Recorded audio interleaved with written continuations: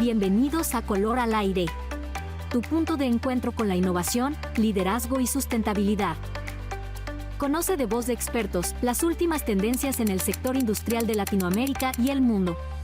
Color al Aire es presentado por PPG, líder mundial en pinturas, recubrimientos y materiales especializados.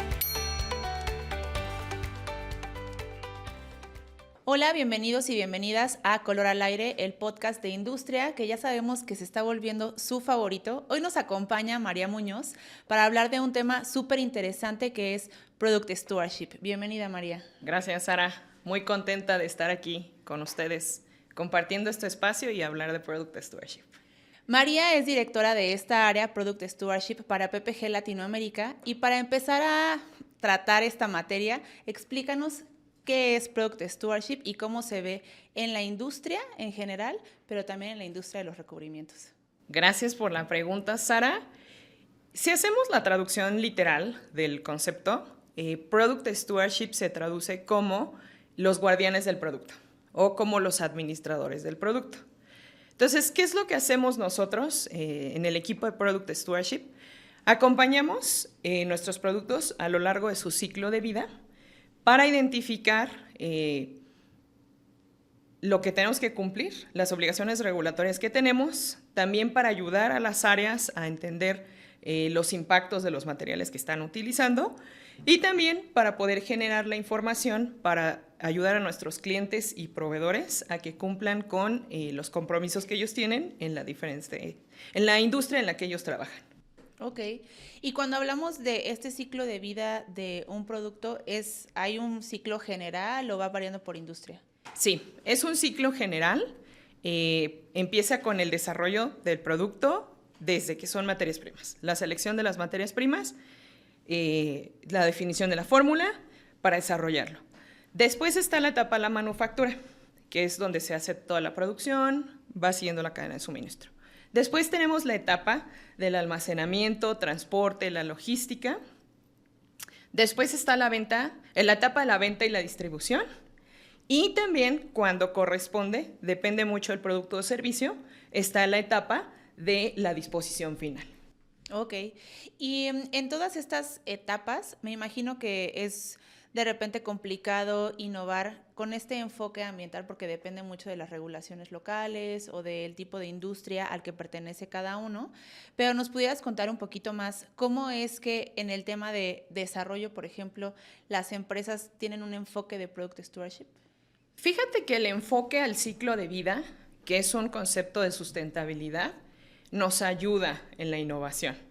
Ciertamente, como tú lo mencionas, es un proceso complejo porque la sustentabilidad es un concepto muy amplio y porque también tenemos diferentes regulaciones.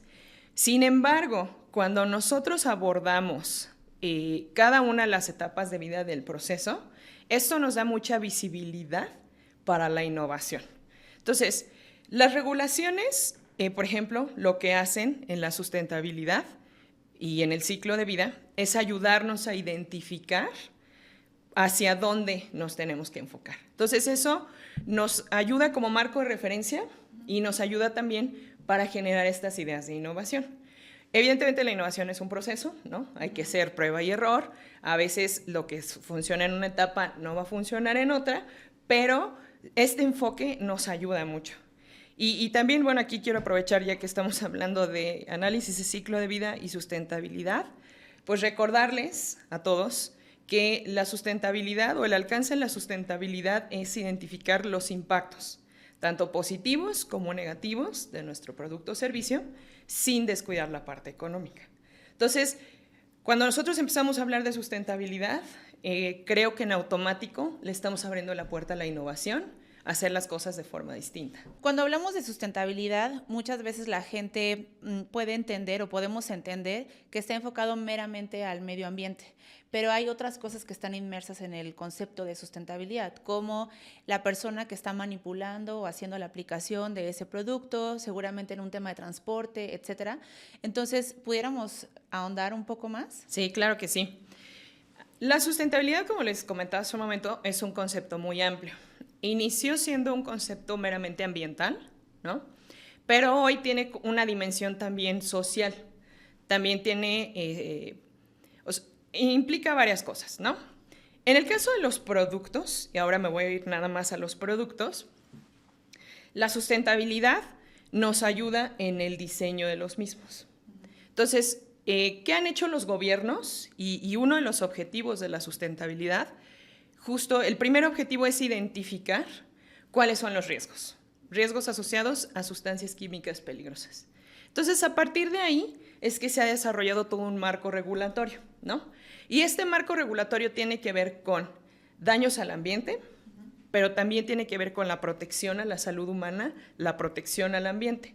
Entonces, a través de este marco regulatorio es que nosotros podemos definir cuáles son las sustancias que vamos a utilizar en nuestros productos, cuáles son las sustancias que tienen un impacto alto al ambiente y que tenemos que o mitigar los efectos o definitivamente removerlas de nuestros procesos. Y también podemos identificar las sustancias que representan un riesgo a la salud y a su vez pues, aplicar las medidas de mitigación o de prevención que puedan aplicar. En el mundo en el que nosotros nos movemos desde PPG está muy ligado a la industria de manufactura, donde seguramente hay varias sustancias prohibidas o que han sido restringidas en algunas partes del mundo. ¿Nos pudieras contar un poco más de esto? Sí, claro. En la industria química hemos estado aprendiendo desde hace algunas décadas los impactos a la salud y al ambiente de la industria química. Desafortunadamente, estos impactos a veces no son inmediatos, son impactos que van a largo plazo. Por esta razón es que nacen las listas de sustancias restringidas, ¿no? Y las sustancias prohibidas. Y vamos a poner un ejemplo que creo que todos conocemos, el DDT. El DDT es una sustancia que nació hace algunas décadas para combatir la malaria, un problema de salud pública, ¿no? E incluso fauna nociva o insectos vectores que transmitían la malaria. Entonces fue una solución maravillosa, funcionó perfecto, pero el DDT en su estructura molecular es una molécula muy resistente y por lo tanto es un compuesto persistente. ¿Qué pasa con los compuestos persistentes? Y esto es algo que vamos a empezar a escuchar mucho en la sustentabilidad. Los compuestos persistentes no se degradan fácilmente en el ambiente. Es decir, si ahorita yo hago aquí un spray de DDT, esta sustancia no solo se va a quedar aquí, va a viajar a través del aire, en el agua, incluso nosotros podemos tenerla en la piel y cuando nos bañemos se va al drenaje. Pero su persistencia consiste en que va a estar 30, 100, 300 años en el ambiente. Eso es lo que pasó con el DDT. Se aplicaba, ejemplo, aquí en México o en Estados Unidos y empezaron a encontrar DDT en regiones en las que no se había utilizado o en regiones que no tenían estos problemas. Entonces es cuando se empiezan a estudiar estas sustancias y la industria química en este compromiso decide empezar a restringir o a prohibir este tipo de compuestos, ¿no? Otro ejemplo también que conocemos, que es el de conocimiento general, los bifenilos policlorados. Son aceites aislantes que se usan en los transformadores eléctricos. Okay. Funcionaban perfecto, pero igual son compuestos persistentes. Y como son aceites, pues se filtraban muy rápido en el suelo. Entonces, ese tipo de compuestos necesitan una gestión, o ese tipo de residuos necesitan una gestión especial. No son residuos que los echamos a una botellita y los podemos tirar a nuestra basura normal. Son residuos que necesitan una gestión especial.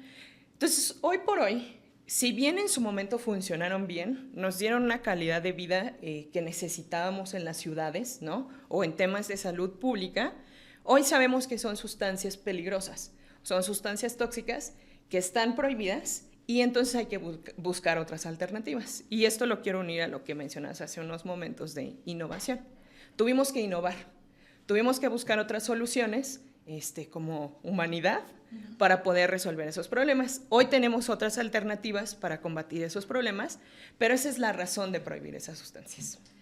Claro, porque ahora mencionabas, ¿no? El DDT, que este ejemplo de la malaria me parece fenomenal, no por lo que pasó, sino esta persistencia que hay a través de los años, de los ambientes, incluso de la piel, lo que decía, si te bañas se va a otra parte y ahí sigue, es muy impresionante, pero eso permite también, como dices, que la evolución, la química y la innovación esté presente en nuestras vidas. Hablando de siguiendo con estas sustancias prohibidas y las cosas que vamos eliminando de nuestros procesos, ¿qué entidades regulan o qué leyes o de qué forma nos aseguramos de que la industria tenga un cumplimiento de esta regulación? Los gobiernos, a través de Naciones Unidas, han empezado a identificar las prioridades, ¿no? En este caso, la prioridad es proteger la salud humana y proteger el medio ambiente. Entonces, a través de las diversas reuniones o las convenciones que ellos tienen, se van definiendo cuáles son las sustancias altamente peligrosas, los compuestos persistentes, etcétera. Y el siguiente paso es que los países firman o ratifican esos acuerdos. Una vez ratificados esos acuerdos, por ejemplo, en el caso de México o cualquier país de América Latina, los gobiernos a su vez implementan leyes, reglamentos o regulaciones para el uso correcto de ese tipo de sustancias, o bien para la comunicación de riesgos y peligros, que generalmente ustedes lo van a ver a través de nuestras etiquetas o de nuestras hojas de seguridad. Entonces, así es como, digamos, el ciclo de cómo van bajando las prioridades. Y en ocasiones también los gobiernos, conociendo su realidad como país, pueden tener sus prioridades e implementar regulaciones. Y también eso en ocasiones son iniciativas que pueden subir a nivel Naciones Unidas y ya todos los adoptarán, o pueden ser iniciativas locales. Pero de manera general tiene mucho que ver con entender el entorno, la realidad social que vivimos y poner acciones de mitigación o de prevención. Y me encanta escuchar que viene de Naciones Unidas, pero también hay gobiernos incluidos, está también la industria, porque eso permite que haya una conversación mucho más rica en la innovación, justamente. Hablamos, María, sobre las etapas que tiene un producto, la formulación, la manufactura, la logística. ¿Qué cosas has visto incorporadas en estas fases que permiten que tal o cual empresa sea más enfocada en la sustentabilidad? Una de las cosas que nosotros hacemos es involucrarnos con nuestros clientes y proveedores. En el caso de los proveedores, empezar a seleccionar proveedores que tienen prácticas sustentables, ¿no? Claro, o que tienen con las personas que hacen exacto. Empresas o proveedores que, al igual que nosotros, tienen este compromiso con la sustentabilidad. Entonces, esa es nuestra preferencia, ¿no? En el caso de nuestros clientes también tienen sus propios compromisos o sus propios objetivos. Entonces, también es estar cercanos a ellos para ver si tenemos los mismos valores, si ellos necesitan algo más, y empezar a proponerles soluciones para que todos en esta cadena de responsabilidad podamos cumplir y mitigar los impactos al ambiente. Me parece súper relevante el tema de los proveedores y de los clientes, porque decíamos, ¿no? O sea, si toda la cadena de valor está enfocada a eso, va a ser mucho más fácil empujar los procesos. Pero al interior de compañías como PPG tenemos procesos grandes de manufactura y de logística que seguramente también han tenido que evolucionar en la forma en la que operan. En cuanto a manufactura, ¿qué has visto como buenas prácticas, sobre todo en el tema de las pinturas, María? Aquí podemos hablar de dos enfoques, del enfoque al producto, el diseño del producto, y de nuestra forma de operar. Entonces, nosotros en PPG, por ejemplo, hemos adoptado tecnologías limpias, ¿no? Es decir, por ejemplo, en la planta de San Juan del Río, parte de nuestra electricidad se genera a través de celdas fotovoltaicas. Okay. Entonces, eso minimiza el impacto de nuestra operación. Tenemos programas de recuperación de agua, tenemos programas de gestión de residuos, no solo en San Juan del Río, en todo PPG, ¿no? Entonces, eso minimiza el impacto al ambiente de nuestras operaciones y a su vez maximiza nuestra responsabilidad o nuestro compromiso con la sustentabilidad. En el caso de los productos, para el diseño de los productos, va muy ligado a seleccionar proveedores que tengan prácticas similares a nosotros, pero también tiene que ver con, por ejemplo, la deselección de sustancias que sabemos que están prohibidas o que sabemos que en un futuro van a estar prohibidas, ¿no? Entonces, hace rato lo platicábamos, PPG participa de las asociaciones industriales junto con los gobiernos para tener leyes que nos ayudan a prevenir riesgos, a maximizar el valor de los productos y también sin perder de vista el negocio, ¿no? Entonces, nosotros nos comprometemos con los gobiernos a ser empresas responsables que cuidan la salud humana y los gobiernos, a su vez, se comprometen con la industria para que tengamos un ambiente propicio para la inversión y los negocios. Te voy a dar un ejemplo, el plomo en las pinturas. Nosotros en PPG removimos el plomo. Es una sustancia tóxica, ¿no? Pero bueno, es parte del compromiso que nosotros tenemos. Está regulado en México, pero nosotros por decisión propia desde hace varios años decidimos sacar ese tipo de compuestos. Así nosotros vamos haciendo nuestro propio forecast, nuestra propia análisis de las tendencias, tanto toxicológicas como regulatorias, y así es como tomamos la decisión de ir descontinuando ciertas sustancias. Perfecto, y me encanta que pongas el ejemplo de lo que hacemos tanto con los paneles como este tema del plomo. Y en otros episodios hemos platicado también de más productos que desarrolla PPG a favor de ser más responsables con el medio ambiente. Hemos hablado de pintura en polvo, hemos hablado de Green Logic para tratamiento de aguas, de procesos compactos, de curados a baja temperatura. Entonces, es bien interesante cómo la suma de varias acciones van construyendo una empresa más responsable. Porque al final un solo esfuerzo no va a cambiar todo lo que está sucediendo a nuestro alrededor, ¿no? Entonces, qué bueno que podamos conversar sobre eso, María. ¿Qué cosas has visto tú allá afuera que de primera instancia parecieran ser en pro del medio ambiente, pero que a la larga están dañándolo más o que al final ese plan no salió tan bien? Te voy a dar el ejemplo del bisfenol A, que es una sustitución de la que nos estamos arrepintiendo en el mundo científico, ¿no? O en la industria. ¿Qué fue lo que pasó con el BPA? El BPA es un recubrimiento, se utiliza en recubrimientos o en resinas y tiene muy buen performance. Las aplicaciones más conocidas que tiene son en contacto con alimentos, contenedores, envases, toppers, etc. Pero es una sustancia tóxica, tiene efectos a la salud. Entonces, en la comunidad industrial científica se buscó una solución para que tuviéramos el mismo performance, pero menos toxicidad. Entonces, se buscó dentro de la familia química y se decidió por el BPS. A la larga, a través de pruebas, se dieron cuenta que el BPS es más tóxico que el BPA.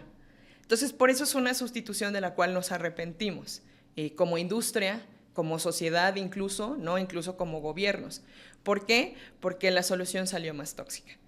Pero esto no va a frenar la innovación, al contrario, nos abre más posibilidades de buscar, seguir buscando alternativas, qué podemos hacer para, primero, no perder de vista todo el panorama, ¿no? Y segundo, pues seguir encontrando alternativas que nos ayuden. Claro, y que es uno de los principios de la innovación. Intenta y falla lo más rápido posible para llegar a la solución ideal más rápido, ¿no? Sí. Entonces, el punto es seguir intentándolo de manera responsable hasta que logremos esa mejora. Y ponías el ejemplo del BPA y el BPS, y también pensando un poco más en el día a día de las personas, en nuestra vida normal, fuera de la industria, vemos muchas cosas que parecieran también muy en pro del medio ambiente, pero resulta ser que no tanto.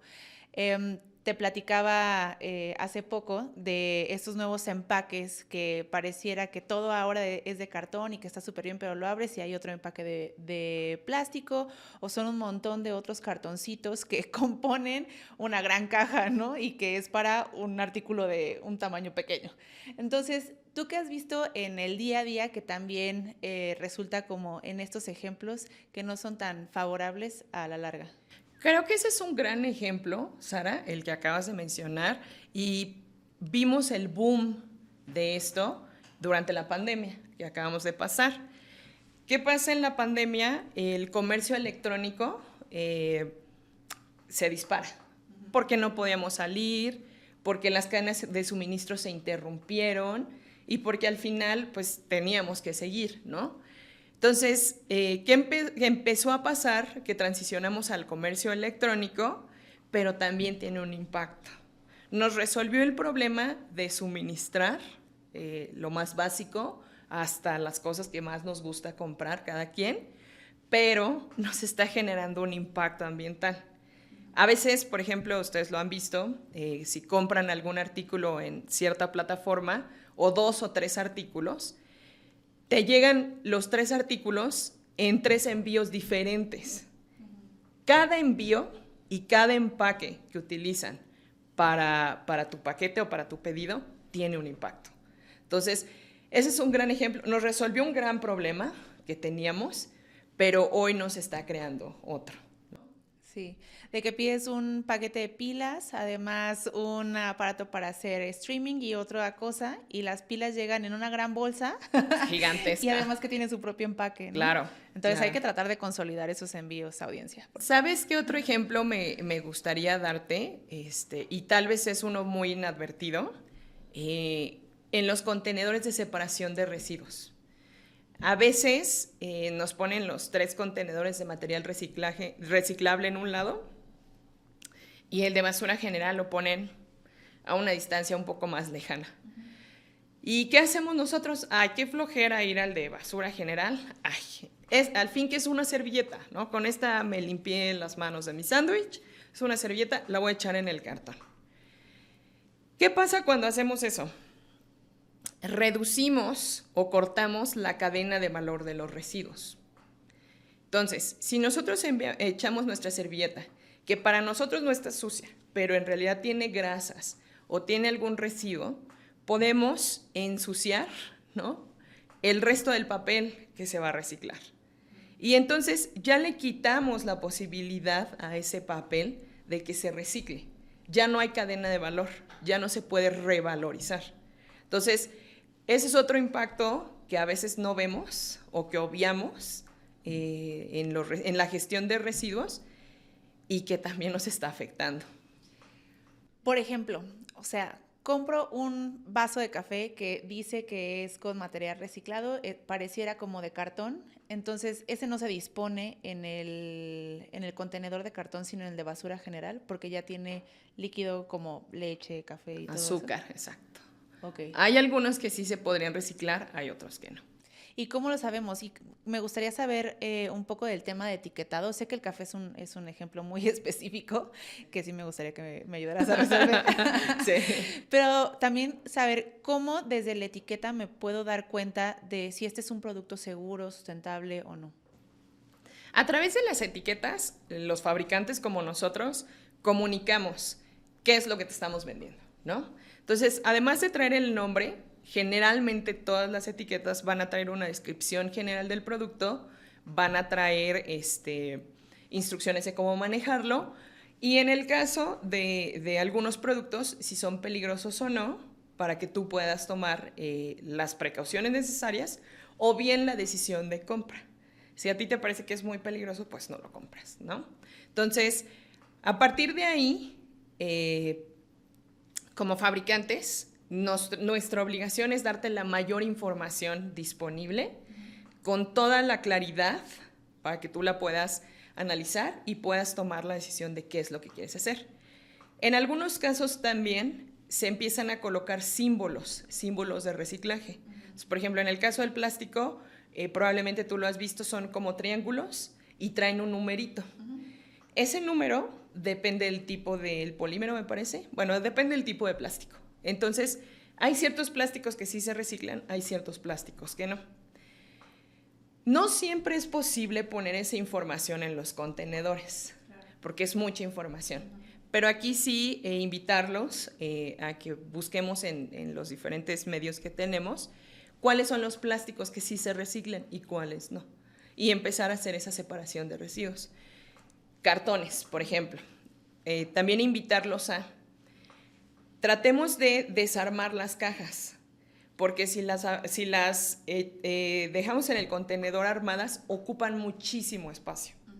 Entonces, si nosotros las desarmamos, nos da más espacio para consolidar pues ese material y que se puede reciclaje. Latas de aluminio, pues ya saben, se aplastan y se echan al contenedor. Sí, de hecho tuvimos también un episodio con Canafem, con la Cámara Nacional de Fabricantes de Envases Metálicos, y ellos nos decían que hay veces que queremos lavar también todas las latas y que no es tan necesario porque también estamos utilizando otro recurso para hacer el reciclaje de la lata. Entonces, sí hay muchas pequeñas acciones que podemos hacer desde el día a día y vamos a ahondar un poco más, pero quisiera, María, que nos pudieras dar un poco de recomendación respecto a cómo incorporar Product Stewardship en las operaciones de pequeñas y medianas empresas. Al final, PPG es una empresa que está en más de 70 países, que tiene una operación muy importante de muchos años de historia, pero si apenas estoy empezando en el tema industrial, ¿qué debo de hacer? Lo primero es conocer tu operación y conocer el producto que vas a estar ofreciendo o el servicio que vas a estar ofreciendo. ¿Y a dónde va a estar llegando? Exacto. Y eso nos va a ayudar a que tú identifiques cuáles son las etapas de ciclo de vida. Y en estas etapas de ciclo de vida es donde nosotros como Product Stewardship empezamos a interactuar, ¿no? Vamos a empezar a identificar las regulaciones o las obligaciones que tienes que cumplir por tu producto, por tu proceso o simplemente por tu operación, ¿no? Entonces, de ahí empezamos a trabajar selección de materias primas, identificación de necesidades, riesgos, peligros, pero también puede ser, por ejemplo, en el caso de suplementos alimenticios o cosméticos, pues las sustancias que definitivamente no puedes utilizar en la fabricación de ese tipo de productos. Y la generación de etiquetas también y la información que le vas a dar al consumidor, ¿no? Ya sea a través de hojas de seguridad, como es el caso de PPG, pero también puede ser a través de la publicidad, ¿no? Documentos técnicos de producto o lo que subes a tus redes sociales, ¿no? Como información de producto en tu página de internet. Entonces, así es como nos involucramos con Product Stewardship. Trabajamos muy de la mano pues con todas las áreas, ¿no? Con todas en mayor o menor medida, para asegurarnos de ofrecerte las alternativas seguras, ¿no? Y también con la mejor calidad para que tú puedas tener el mejor desempeño que estás esperando. Me encanta porque es involucrar a los equipos de producto, a los equipos de manufactura, equipos de logística, equipos de comunicación, de marketing, para hacer mucho más digerible y consciente cada fase del proceso. María, nosotros como compañías tenemos esta responsabilidad compartida y en toda la cadena de valor también de informar a nuestros usuarios de la manera más precisa posible. Pero hoy en un mundo donde hay información por todos lados disponible al alcance de tu mano, literal, ¿nos pudieras contar de algunos casos donde se comunicó el daño o el beneficio de un producto, pero era mala información? Sí, claro. Y antes de darte un ejemplo, me gustaría compartirte la buena práctica de informémonos, ¿no? Sí. Hoy vivimos en una sociedad que tiene acceso a mucha información, pero no toda la información está verificada. Claro. Entonces, la invitación o la buena práctica que yo quiero hacerles a ustedes es que cuando ustedes quieran adquirir un bien o un servicio, busquen que el proveedor que están seleccionando tiene prácticas sostenibles. Hoy, por ejemplo, lo estamos viendo en hotelería. Hoy, si tú te quieres hospedar en algún lado, los hoteles empiezan a compartirte cuáles son sus prácticas, ¿no? En nosotros, por ejemplo, en el caso de PPG, tenemos nuestro reporte de sustentabilidad. Por cierto, invitarlos a que entren a la página de PPG y lo conozcan. Y así nos vamos, ¿no? Entonces, la práctica es, traten de informarse directamente de las fuentes de las empresas o de los proveedores sobre estas prácticas sustentables. Hay un caso muy interesante que pasó, yo creo que debe tener un año por ahí, y fue aquí en México, no sé si se extendió a Latinoamérica. Pasó con una marca de shampoo, no voy a decir la marca, pero era un shampoo morado. Entonces se esparció por ahí, pues a través de un reel o de un rumor, que ese shampoo tiraba el cabello. Se hizo viral, la gente empezó a hacer un boicot, ¿no? O sea, como consumidores, oye, me va a tirar el cabello, hay que hacer un boicot, ¿no? Entonces la marca tuvo que salir a dar un comunicado, ¿no? A explicar que no era el caso, que se tenían todas las pruebas de seguridad del producto, de los ingredientes y que, o sea, el efecto que da el producto no es ese. Entonces, tener cuidado a veces con ese tipo de información, vayamos a las fuentes, cuestionemos a nuestros proveedores. También, por ejemplo, hoy en la industria de los alimentos, empezar a preguntar si el ganado, por ejemplo, es criado con prácticas sostenibles. Si el marisco o los pescados que consumimos vienen de prácticas sostenibles con los océanos. Entonces, cuando nosotros empezamos a hacer esa clase de preguntas, primero empezamos a sembrar la semillita. Si nosotros nos informamos en las fuentes oficiales de las empresas, vamos a tener la información directamente de las empresas, sin intermediarios, sin interpretaciones. Claro. Sí, esa es una responsabilidad súper importante. Decías, no sé si fue un reel o un rumor, ya hay reels que se convierten en rumores, claro. TikToks que se convierten en rumores, y también está muy en nuestra cancha como usuarios saber qué estamos compartiendo y ser muy conscientes de que productos estamos poniendo a disposición de nosotros, de nuestras familias, del contexto que nos rodea, porque a veces decidimos comprar algo que alguien nos recomendó, que vimos ahí en redes, que ni siquiera tiene una etiqueta, que no sabes qué cosas tienen y te lo estás tomando, te lo estás poniendo en la piel. Siento que de manera como pues muy fácil, sin considerar todos estos riesgos de los que hemos estado platicando, no solamente riesgos a la salud, sino también al medio ambiente. Entonces, información. Y ahí platicarte también, en el caso de la sustentabilidad existe el término del greenwashing. Entonces, como lo mencionabas tú, hay etiquetas que parece que cumplen con todas las normas, pero les faltan porciones, ¿no? O etiquetas que exhiben información que puede confundir, ¿no? Que a lo mejor utilizan términos comparativos o utilizan términos como somos la opción verde, ¿no? O somos la opción más sustentable. Hay que tener cuidado porque internacionalmente todavía no están definidas las directrices para utilizar ese tipo de términos, ¿no? Por un lado. Por otro lado, necesitas tener mucha evidencia de que realmente lo haces para poder reportarlo. Entonces, cuestionar también como usuarios y nuevamente ir a las páginas, a las fuentes de información de las empresas para confirmar que la información que nos están compartiendo pues es veraz y que va acorde a lo que nosotros esperamos del producto.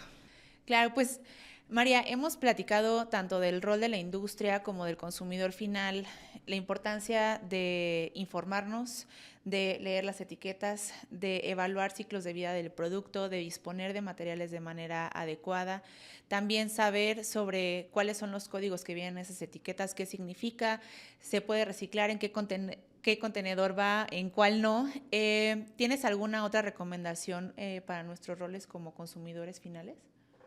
Informarnos. Creo que hoy por hoy nos corresponde como consumidores tomar decisiones informadas. Entonces, tenemos muchas herramientas para poder tomar estas decisiones y también creo que la otra invitación es sumarnos, participar. Si tenemos alguna idea, acercarnos a los canales de las diferentes empresas o acercarnos con los gobiernos también, ¿no? Hacer nuestras sugerencias y participar, porque a lo mejor de pronto a nivel macro se pierden de vista los problemas que tenemos en el día a día.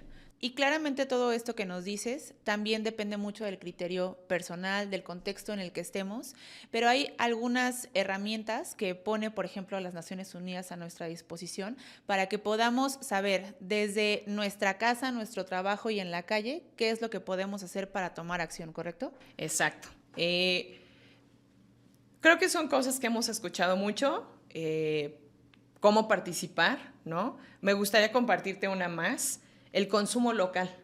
El consumo local es una medida de sustentabilidad por muchas razones. Ayudas a reactivar la economía, pero también ayudas en la correcta o en la gestión eficiente de los recursos. Vamos a poner el ejemplo de un queso, ¿no? Un queso que se fabrica en la ciudad o en el municipio donde tú vives. Si tú compras ese queso, el impacto ambiental va a ser menor que si compramos un queso importado de cualquier otra parte del mundo. ¿Por qué? Porque el agua que se utilizó, los recursos que se utilizaron para fabricarlo, la transportación, todo quedó local. Son los recursos de donde tú vives, ¿no?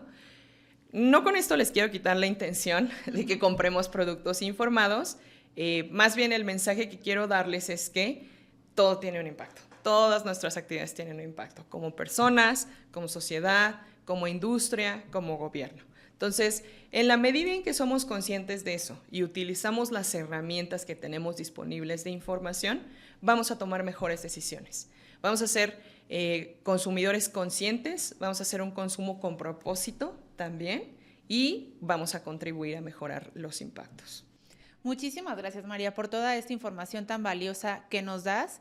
Si nos están viendo en YouTube, en la descripción les vamos a dejar un link de Naciones Unidas donde viene justamente cómo tomar acción en estos objetivos de desarrollo sustentable que tenemos de aquí a 2030. Y antes de terminar este episodio, María, te quisiera hacer algunas preguntas tipo ping pong que siempre hacemos a nuestros invitados. El primero es, ¿con qué color asocias la sostenibilidad? Verde. Sabía. Te voy a dar otro, porque el verde todo el mundo se lo sabe. Azul, también el azul de los océanos. De los océanos, me encanta. O el azul de PPG puede ser también. Claro, también. ¿Un producto que últimamente te haya sorprendido por su enfoque en el ambiente? No necesariamente es un producto nuevo, pero algo que yo utilizo mucho son las bolsas para ir a hacer el súper, ¿no? O incluso para mis compras generales. Cargo mis bolsas. Si algún día de estos nos encontramos y me toca darte una aventona a comer, vas a ver que en mi cajuela traigo mi bolsa para el mandado y traigo mis recipientes también para comprar productos a granel. Entonces, no necesariamente son cosas nuevas, pero sí es lo que yo hago. Prácticas positivas. Exacto. Sí, luego pasa también que, se me olvidó la bolsa y compras otra bolsa y entonces ya se vuelve el problema. Si tuvieras una brocha mágica, ¿qué cambiarías del mundo del consumo? Yo creo, voy a seleccionar el fast fashion. Okay. Aunque también quiero compartirte que la industria de la moda está empezando a firmar compromisos para reducir el impacto ambiental por la ropa. Pero sí, tuve mi época en la que cada semana a comprarme algo nuevo. Sí, eso es algo que también voy a poner en mi lista después de haber grabado este episodio.